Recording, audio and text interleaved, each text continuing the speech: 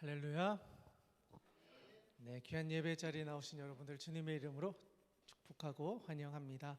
오늘 하나님께서 우리에게 주신 말씀은 마태복음 16장 13절에서 20절의 말씀입니다.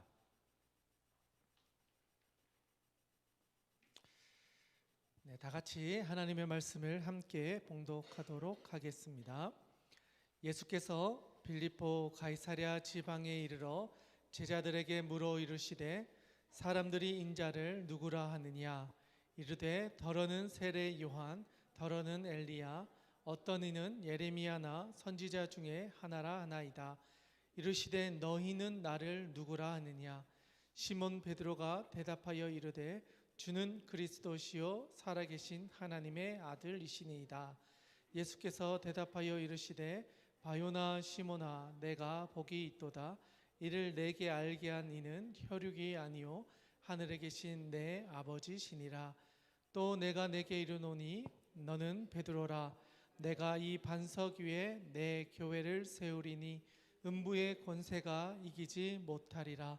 내가 천국 열쇠를 내게 주리니 내가 땅에서 무엇이든지 매면 하늘에서도 매일 것이요 내가 땅에서 무엇이든지 풀면 하늘에서도 풀리리라 하시고, 이에 제자들에게 경고하사 자기가 그리스도인 것을 아무에게도 이르지 말라 하시니라. 아멘. 할렐루야. 네, 옆에 있는 분들과 한번 인사했으면 좋겠습니다. 잘 오셨습니다.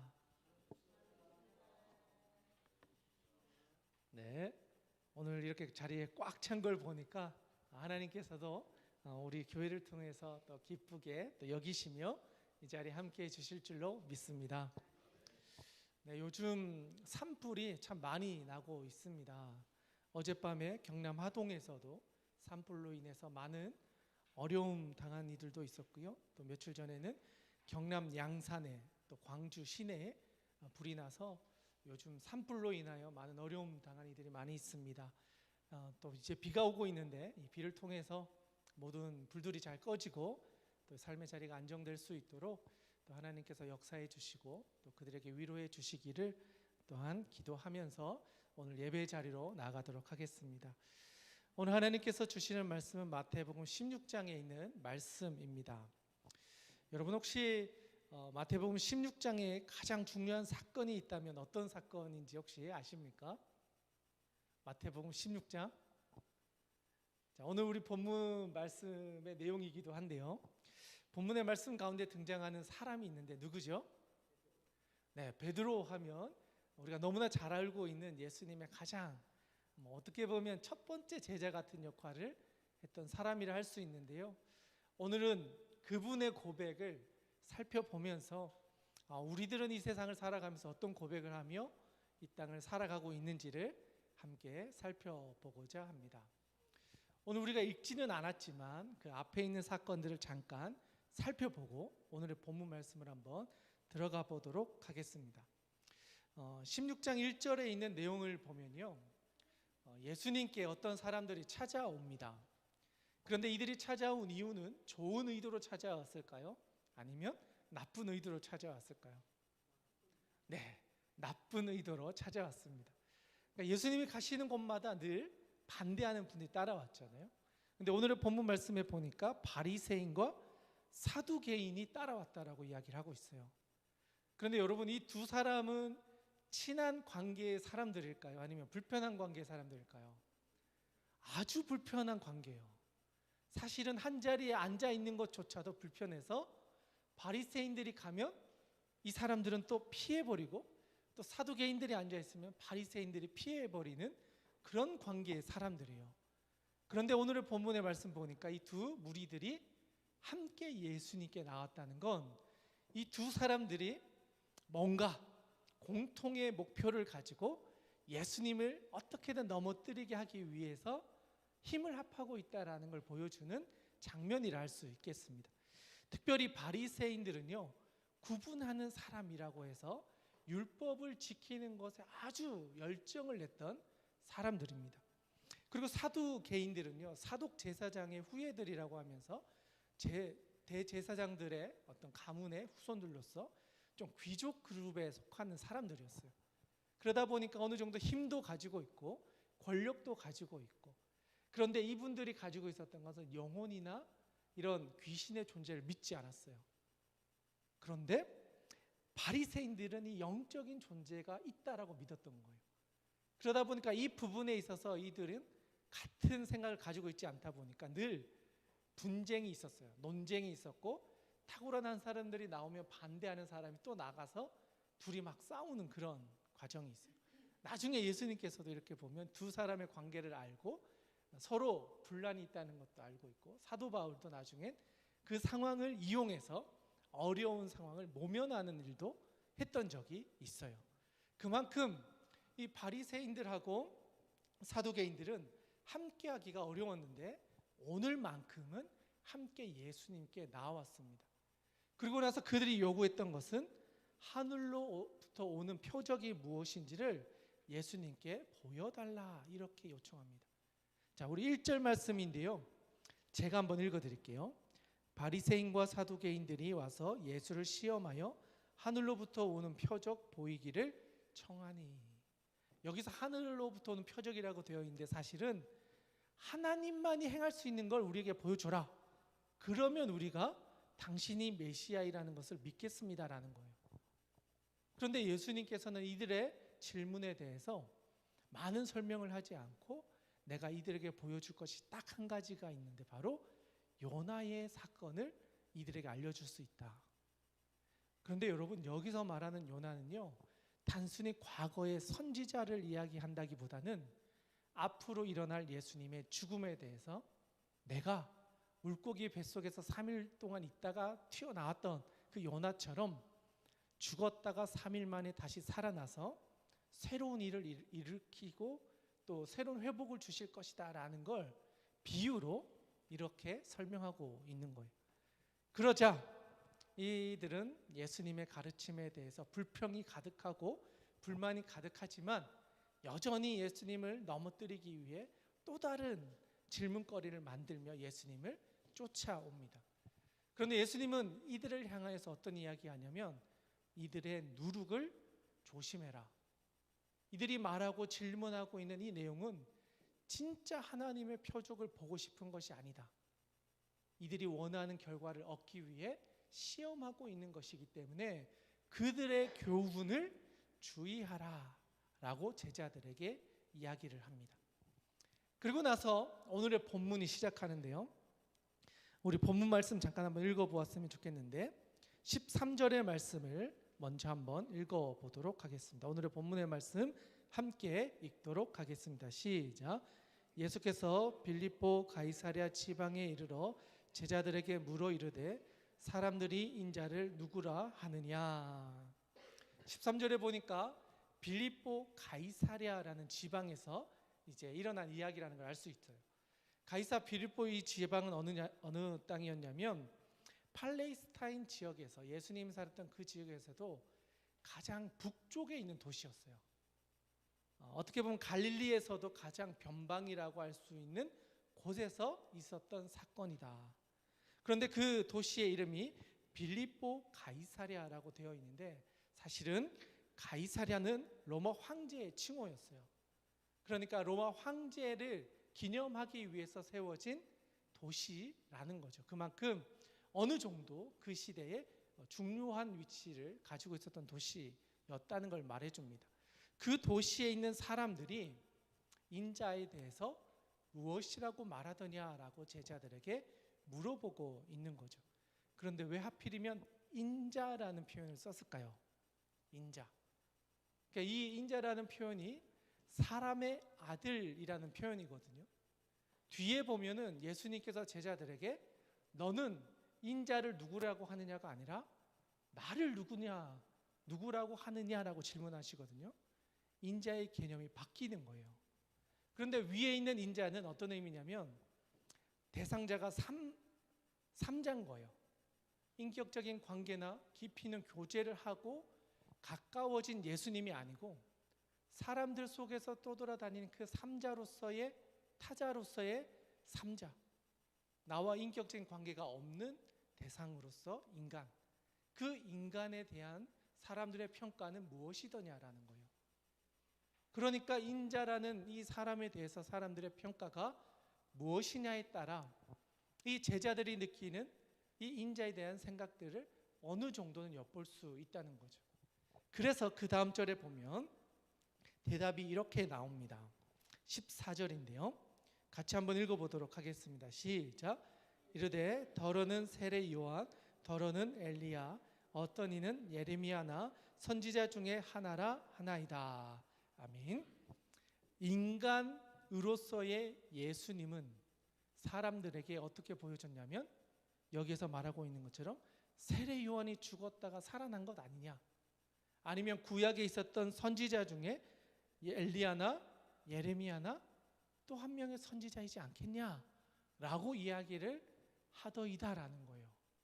사람들의 평가는 인간의 모습으로 온 예수님에 대해서 메시아가 아니라 구약에 있었던 선지자이거나 우리가 경험했던 세례 요한 정도의 사람으로 예수님을 평가하고 있었다는 거예요.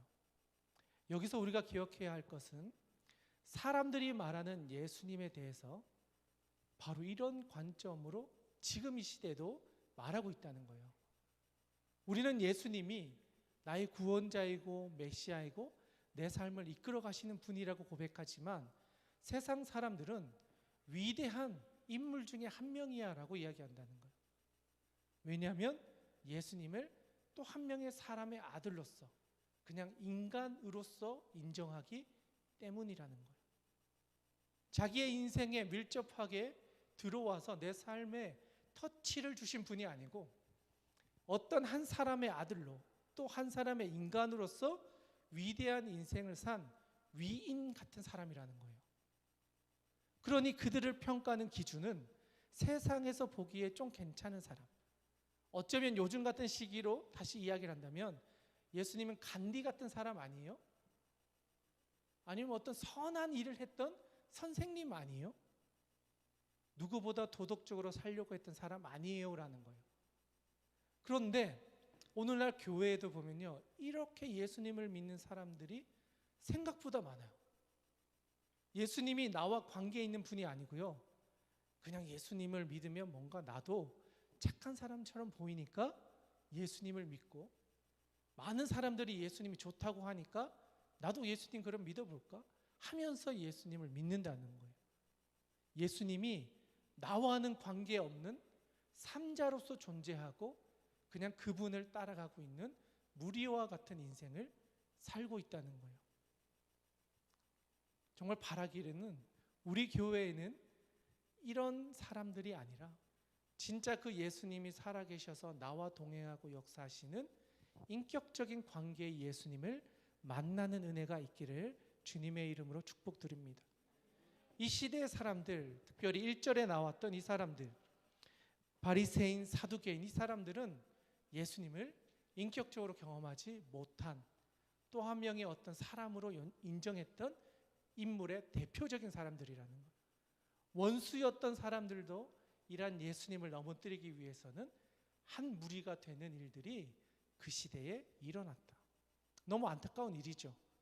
만약에 그분들이 진짜 예수님을 만났다면 예수님을 따라가기 위해 힘을 합쳤을 텐데 이들은 예수님을 만나지 못해 예수님을 반대하는 일에 힘을 합치고 있다는 거죠. 그런 점에서 너무나 안타까운 인생을 살았던 사람이라 할 수 있겠습니다. 그러자 예수님께서 다시 질문을 하세요. 15절, 16절 같이 한번 읽어보도록 하겠습니다. 시작. 이르시되 너희는 나를 누구라 하느냐? 시몬 베드로가 대답하여 이르되 주는 그리스도시요 살아계신 하나님의 아들이시니이다. 아멘. 자, 우리가 너무나 잘 알고 있는 본문이기도 하죠. 이번에 질문에는 조금 바뀌죠. 그러면 너희는 나를 누구라고 하느냐라는 거예요. 질문 자체가 바뀌어 있어요. 조금 전에는 인자를 누구라 하느냐라고 했는데 이제는 너는 나를 누구라고 하느냐라는 거예요. 바로 예수님과 제자들의 관계가 그 사람들과 비교할 수 없는 친밀함 속에 있다라는 것을 전제하고 있는 거예요. 너희가 지금까지 나를 따라와서 모든 것을 버린다고 하고 나를 따라와서 이만큼의 걸음을 걸어왔는데 가장 깊은 교제를 나눈 너희들은 나를 누구라고 하느냐라는 거예요. 이제는 삼자가 아니고 바로 당신이 되는 거예요. 바로 나와 옆에 있는 너가 되는 거예요. 3인칭의 존재가 아니라 이제는 당신이라고는 2인칭의 존재로 바뀌어 있는 거예요. 그런 점에서 우리는 또 질문을 볼 수 있는 거죠. 그러면 예수님은 나에게 어떤 존재인가? 그분이 내 인생 가운데 어떻게 동행해 오셨는가를 질문해 볼 수 있어야 한다는 거죠. 본문에서는 그것을 이야기하는 거예요. 그러면 너는 주님과 교제하면서 살아왔던 이 여정을 밟은 당신에게 있어서 주님은 어떤 분이십니까? 내 삶을 동행하는 분이십니까? 슬픈 일이 있을 때, 즐거운 일이 있을 때 늘 나와 동행하며 그것을 교제하면서 나에게 알려주셨다. 인격적인 관계 속에 있는 예수님이십니까? 아니면 정말 삼자와 같은 나와는 그렇게 특별한 관계가 형성되지 않은 멀리 계신 하나님으로 나에게 관계를 맺고 있느냐? 이 질문은 사실 베드로에게 했다기보다는 모든 제자들에게 하신 거예요. 한 사람 한 사람에게 다 질문한 건데 대표적인 제자였던 베드로가 주는 그리스도시요 살아계신 하나님의 아들이십니다. 이 베드로의 고백은 너무나 탁월한 고백이었어요. 주님은 당신은이라고 하지 않았어요. 주인 되신 당신, 주님은 하나님의 아들이시며 우리를 구원하신 메시아입니다. 살아계신 하나님의 아들이십니다. 왜냐하면 그들 앞에 존재할 뿐 아니라 그들의 인생 가운데 새로운 삶을 시작하게 해주신 살아계신 하나님이셨기 때문이에요. 저는 이 고백이 오늘 이 시대를 살아가는 모든 성도들의 입에서 고백되어져야 할 신앙 고백이라고 생각합니다. 여러분의 입술을 통해서도 고백될 수 있기를 주님의 이름으로 축복드립니다. 그 주님이 나에게도 살아계셔서 역사하시고 내 삶을 이끌어 가시는 살아계신 하나님의 아들이십니다. 이 고백이 있을 때 하나님께서는 진짜로 우리의 인생을 하나하나 인도해 가기 시작하실 것입니다. 그리고 더 놀라운 사실은 이 고백이 예수님께서도 아주 중요하다라고 이야기하세요. 왜냐하면 이 고백으로부터 하나님께서 이 땅에 세우고자 하셨던 공동체가 시작되기 때문입니다. 이 고백이 없으면요, 하나님의 공동체는 시작될 수 없었습니다. 이 고백은 바로 우리 개개인의 고백이면서 동시에 예수님께서 이 땅에서 이루신 구원의 계획을 우리에게도 일어나기를 바라는 믿음의 고백이기 때문입니다. 그래서 예수님께서는 다음과 같이 이야기하는 거예요. 17절이에요. 17절 같이 한번 읽겠습니다. 시작. 예수께서 대답하여 이르시되 바요나 시몬아 내가 복이 있도다. 이를 내게 알게 한 것은 혈육이 아니요 하늘에 계신 내 아버지시니라. 아멘. 17절에 보니까 바요나 시몬아 그러죠. 바요나는 요나의 아들 시몬아. 시몬이라는 뜻은 들음이라는 뜻이에요. 하나님께서 그에게 말씀하실 때 듣는 사람으로서 그의 인생을 살아갔던 베드로에게 바요나 시몬아 라고 하시면서 이야기를 하시는 거예요. 내가 복이 있다. 복이 있다. 이를 내게 알게 한 것은 혈육이 아니다. 근데 여기에서 말하는 혈육은요, 친척, 가족 이런 이야기를 하는 게 아니라 우리의 영과 몸, 살과 피를 이야기하는 거예요. 살과 피. 그러니까 조금 더 설명하자면 죽을 수밖에 없는 죄인과 같은 육신의 몸으로 살아가는 인간에게는 이런 뜻이에요. 우리와 같은 죄인은 이것을 깨달을 수 없다는 거예요. 살과 피로 죄로 물들어 있는 우리와 같은 인간은 이것을 이해할 수 없는데 하나님께서 이것을 깨닫게 하셨기 때문에 너희들이 이것을 알게 되었다는 거예요. 사람의 힘으로 알 수 없는 것을 하나님께서 베드로와 제자들에게 알게 해 주셨다. 그것이 바로 주는 그리스도시요 살아계신 하나님의 아들이십니다라는 이 고백이라는 거예요. 여러분들도 이것을 들었잖아요. 들은 수많은 사람들이 있지만 이것을 나의 고백으로 화답하는 사람은 많지 않다는 거예요. 이게 믿어지기까지는 하나님의 역사가 있어야 되고, 그것을 입술로 고백하는 것 역시도 성령님께서 우리를 만지셔서 고백하고 시인하게 하셔야만 할 수 있다는 거예요. 사람의 힘으로 할 수 없는 것을 하나님께서 하셨고, 그 고백을 베드로가 지금 하고 있다라는 거예요. 그리고 예수님께서도 그것을 칭찬하고 계시는 거예요. 바라기는 오늘 이 자리에 있는 여러분들의 입술을 통해서도 이 고백이 선포되어지고, 이 고백 위에 하나님께서 주시는 은혜가 있기를 주님의 이름으로 축원드립니다. 그 아래 구절인데요, 예수님께서는 여기서 멈추지 않으세요. 18절과 19절의 말씀을 같이 한번 읽어보도록 하겠습니다. 시작. 또 내가 내게 이르노니 너는 베드로라. 내가 이 반석 위에 내 교회를 세우리니 음부의 권세가 이기지 못하리라.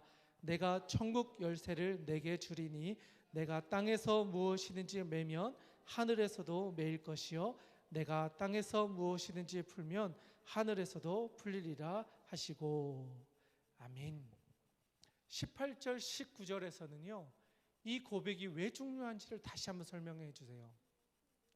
사복음서 중에 이 교회라고 하는 표현은 마태복음에만 나오는데 아주 중요하게 오늘 본문에서만 해도 2번이나 반복되어져 나타나요.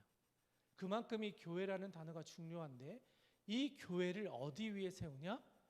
이 신앙 고백을 한 베드로, 그것을 반석으로 그 신앙 고백을 얻고 그 위에 하나님의 공동체인 에클레시아를 세우겠다라고 말씀하세요. 신앙 고백 위에 하나님의 공동체를 세우고, 그 공동체를 통하여 하나님께서 어떤 권능을 주시느냐?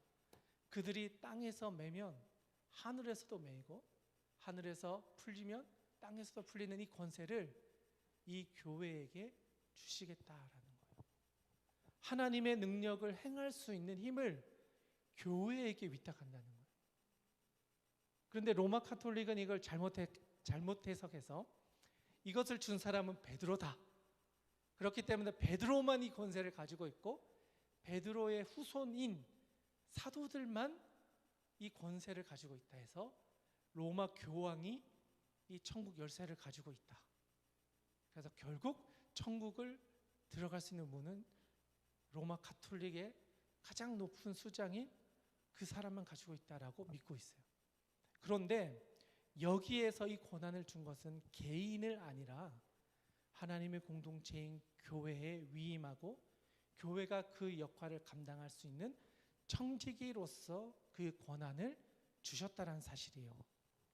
한 사람이 독점할 수 있는 게 아니고요, 교회라는 공동체를 통하여 교회의 주인 되신 주님께서 직접 그것을 움직이시되 공동체를 통하여 그 권한을 행사하시겠다는 거예요. 그렇기 때문에 교회는 사람의 것이 아니고 사람이 주인이 될 수 없다는 거예요. 교회의 주인은 하나님이시고 그 하나님께서 예수 그리스도께서 그것을 통치하는 모든 권한을 주셨고, 그 예수 그리스도께서 오늘 이 자리에 있는 우리 주님의 백성된 몸된 한 사람 한 사람에게 이것을 가능할 수 있는 힘을 위임해 주시고 우리에게 허락해 주셨다는 거예요. 그렇기 때문에 하나님께서 세우신 공동체는 이 땅을 변화시키는 시작점이 되는 것입니다. 그리고 이 변화의 시작점은 예수 그리스도가 나의 주인 되심을 고백하는 한 개인으로부터 시작된다는 거예요. 여러분, 우리나라의 초대 그 선교사님들이 한국에 들어오셨을 때 한국 사람들을 바라보면서 아주 냉정하게 이 사람들은 참 게으르다, 너무 후진적인 인생을 살고 있다, 심지어는 술과 노름에 빠져 있다, 이 민족에게는 소망이 없다라는 평가를 내렸어요. 선교 보고를 쓰는데 이 나라에는 가망이 없다, 막 이런 편지를 선교 보고로 미국으로 보냈어요.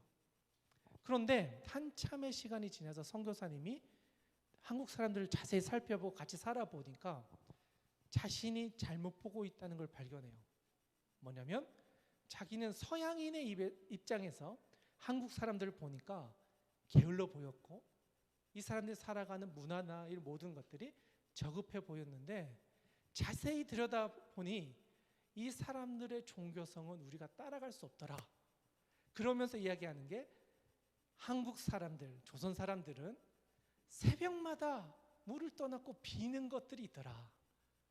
보니까 그것이 우리가 말하고 있는 기도보다도 더 간절하게 자기들이 믿는 신에게 예배하는 행위더라는 거예요. 자기들이 보기엔 그게 그냥 아무렇지도 않게 보였는데 자세히 들여다보니 자기가 믿는 신에게 그렇게 간절히 기도하는 어머니나 여인들을 보면서 이들에게는 종교성이 있구나라는 걸 발견하게 된 거예요. 그러면서 그들에게, 특히 여인들에게 하나님의 말씀을 가르쳐주는 일들을 선교사님들이 시작해요. 빨래터에서 또는 여인들이 모인 장소에서 또는 아직 어린 아이들을 가르치는 곳에서 그곳에서 복음을 전하고 성경을 가르치고 서양 문물들을 그들에게 소개해 주었어요. 그랬더니 그것을 접하고 배웠던 사람들이 예수님을 만나기 시작하니까 그 사람들의 삶이 변화되고 그들이 모인 학교와 그들이 모인 교회와 공동체에서 회개 운동이 일어나기 시작한 거예요. 내가 죄인임을 발견하게 된 거죠. 그러면서 그들의 입술을 통해 예수님이 나에게 내 인생 가운데 어떤 분이신지를 고백하는 일들이 일어나기 시작한 거예요. 그리고 이러한 모임들이 점점 커지면서 1907년에 부흥운동이 시작되었던 것입니다. 처음부터 세상을 바꿔야지가 아니라 주님을 만난 개인들이 모여서 함께하게 될 때 그 땅이 변화되었다는 거예요. 내가 주님을 만나야 세상은 바뀐다는 거예요. 내가 주님을 만나지 못하면요, 세상은 절대 변하지 않아요. 그냥 사람이 만들어 놓은 변화를 따라갈 수밖에 없는 거죠. 그런데 주님을 만난 사람들이 많아지고 이 사람들이 교회 공동체를 만들고 세상으로 나가기 시작하면 그 땅에는 하나님의 나라가 세워지게 된다는 사실입니다. 그렇기 때문에 예수님께서도 이 제자들을 향하여 어쩌면 12명을 키워서 12명을 제자를 만드신 거잖아요. 그런데 그 중에 한 명은 또 배신하고, 그러니까 실질적으로 11명이 예수님의 말씀을 따라 끝까지 살아갔는데 그들을 통하여 예루살렘과 온 유대와 사마리아와 땅끝을 넘어서 미국으로 지금 우리가 살아가고 있는 대한민국까지 그 복음이 전해지게 되었다는 거예요. 한 사람이 변화되고 그 사람의 기도가, 그 사람의 간절함이 확장되어져 가서 하나님의 나라가 지금 이 자리까지 우리에게까지 들려지게 되었다는 사실이에요. 그렇기 때문에 교회는 전적으로 하나님이 주인이 되시는 곳이고 전적으로 하나님의 역사를 바라는 성도들이 모여있는 곳이어야 한다라는 사실입니다. 그리고 그들에게 예수님께서는 천국 열쇠의 권한을 주셔서 그들이 간절히 구하고 엎드려 기도할 때 그들의 기도와 간구 위에 하나님께서 응답해 주실 것이다 약속해 주신 것입니다. 바라기는 오늘 이 자리에 있는 여러분들이 정말 인격적인 주님을 만나기를 소원합니다. 다른 사람들이 이야기하는 주님이 아니고요, 내가 만난 주님을 나의 입술을 통해 고백될 수 있기를 원합니다. 그분이 내 주인 되시고 내 삶을 인도해 주시는 분이심을 스스로 고백하여서 주님이 주시는 은혜를 경험하기를 원합니다. 또한 그러한 사람들이 모여서 하나님의 교회를 세워갈 때 그 교회 위에 하나님께서 주시는 능력이 임하고 또 그들을 통하여 하나님의 나라가 확장되어져 가는 사역들이 일어나기를 원합니다. 우리 주하길교회가 그런 일에, 그런 사역에 힘을 합해서 개인이 주님을 만날 뿐 아니라 교회가 이 땅을 변화시키고 하나님께서 주신 이 천국 열쇠를 사용하여서 우리의 삶 가운데 하나님 주시는 능력을 경험하는 능력 있는 그리스도인으로 살아갈 수 있기를 주님의 이름으로 간절히 축원드립니다. 함께 기도하겠습니다. 하나님 아버지, 오늘 우리는 베드로의 신앙 고백을 가지고 함께 살펴보았습니다. 하나님, 우리의 입술을 통하여 나에게 주님은 어떤 분이신가 스스로 질문해 보기를 원합니다. 정말 살아서 역사하시며 내 삶의 주인 되시는 그분이신지, 아니면 수많은 사람들이 이야기하는 또 한 명의 위인과 같은 인생을 사셨던 분으로 나에게는 저 멀리 계시는 삼자처럼 느껴지고 있는 것은 아닌지, 하나님, 오늘 이 시간에 그 주님을 만날 수 있기를 원합니다. 내 삶을, 내 입술을 통하여 고백되어지는 그 주님을 내 삶에서 경험하기를 원합니다. 아멘. 주님, 우리의 인생 가운데 찾아와 주시고 만나 주셔서 우리의 입술을 가운데서도 주는 그리스도시요 살아계신 하나님이십니다, 나에게 그런 분이십니다 고백하며 살아갈 수 있기를 원합니다. 아멘. 또 하나님, 우리를 통하여 하나님의 교회를 세워주시고 함께 그 일을 감당하게 하여 주셨사니 합력하여 선을 이루어 하나님의 나라를 세워가는 믿음의 공동체로 우리 모두를 이끌어 주시옵소서. 아멘. 우리가 구하고 기도하는 모든 것들 위에도 응답하여 주셔서 하나님으로 인하여 하나님 주시는 복을 누릴 수 있는 귀한 믿음의 자녀들 다 되게 하여 주시옵소서. 아멘. 함께해 주실 그 하나님을 찬양하오며 우리의 구주 되신 예수님의 이름으로 기도드리옵나이다. 아멘.